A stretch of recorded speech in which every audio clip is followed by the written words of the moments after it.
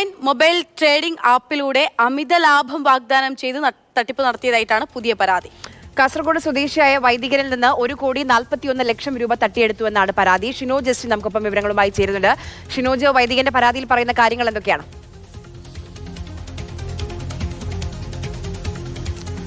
ആര്യ, ഈ online mobile trading application വഴി അമിതമായ ലാഭം വാഗ്ദാനം ചെയ്ത്, അമിതമായ ലാഭം എന്ന് പറയുമ്പോൾ 850% ലാഭം വാഗ്ദാനം ചെയ്താണ് ഇപ്പോൾ ഈ തട്ടിപ്പ് നടത്തിയിരിക്കുന്നതെന്നാണ് ഈ വൈദികന്റെ പരാതിയിൽ പറയുന്നത്. കാസർഗോഡ് സ്വദേശിയായ വൈദികനാണ് കടുത്തുരുത്തി പോലീസിൽ കഴിഞ്ഞ ദിവസം പരാതി നൽകിയിരിക്കുന്നത്.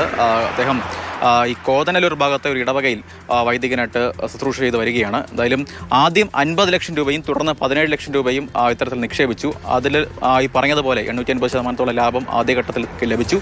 അതിനുശേഷമാണ് ഈ 1,41,00,000 രൂപ ഇദ്ദേഹം പലരുന്നായി സ്വരൂപിച്ച പണമാണ് ഇതിൽ നിക്ഷേപിക്കുന്നത്. തുടർന്ന് ഈ സംഘവുമായുള്ള ബന്ധം ഇവർക്ക് നഷ്ടപ്പെടുകയായിരുന്നു. പിന്നീടാണ് ഇതൊരു തട്ടിപ്പാണെന്ന് ഈ വൈദികൻ മനസ്സിലാക്കുന്നത്. തുടർന്ന് ഈ കടുത്തുരുത്തി പോലീസിൽ പരാതി നൽകുകയായിരുന്നു. എന്തായാലും പോലീസിൻ്റെ ഭാഗത്തു നിന്ന് അന്വേഷണം ഇപ്പോൾ ആരംഭിച്ചിട്ടുണ്ട്. എന്തായാലും ഇപ്പോൾ നേരത്തെ അക്ഷയ് സൂചിപ്പിച്ചതുപോലെ തന്നെ ഈ ഓൺലൈൻ തട്ടിപ്പിൻ്റെ വാർത്തകൾ ദിവസം പ്രതി ഇങ്ങനെ വന്നുകൊണ്ടിരിക്കുകയാണ്. ആ സമയത്താണ് ഇത്തരത്തിൽ വീണ്ടും നമ്മൾ ഇത്തരത്തിൽ തട്ടിപ്പിന്റെ വാർത്തകളൊക്കെ കേട്ടിട്ടും മലയാളികൾ പഠിക്കുന്നില്ല. 1.5 കോടിയോളം രൂപയാണ് ഈ തട്ടിയെടുത്തിരിക്കുന്നത്. അപ്പോൾ ഇത് ഓരോ ഘട്ടമായിട്ടായിരിക്കുമല്ലോ സംഭവിച്ചിട്ടുണ്ടാവുക. ഒരു ഘട്ടത്തിൽ ഇയാൾക്ക് തട്ടിപ്പാണെന്നൊന്നും ഈ വൈദികന് തോന്നിയിരുന്നില്ലേ?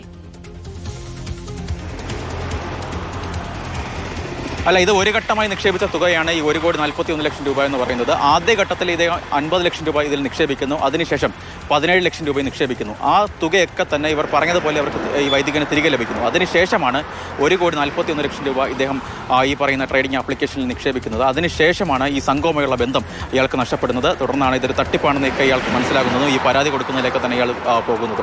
എന്തായാലും വളരെ വിദ്യാസമ്പന്നനായിട്ടുള്ള വൈദികനാണ് ഇത്തരത്തിൽ തട്ടിപ്പിന് ഇരയായതെന്നാണ് ഏറ്റവും പ്രധാനപ്പെട്ട കാര്യം. ഇത്തരത്തിലുള്ള തട്ടിപ്പിൻ്റെ വാർത്തകൾ ദിവസം പ്രതി ഇങ്ങനെ വന്നിട്ടും മലയാളികൾ വീണ്ടും പറ്റിക്കപ്പെടുന്നതും ഏറെ ശ്രദ്ധേയമായ കാര്യമാണ്.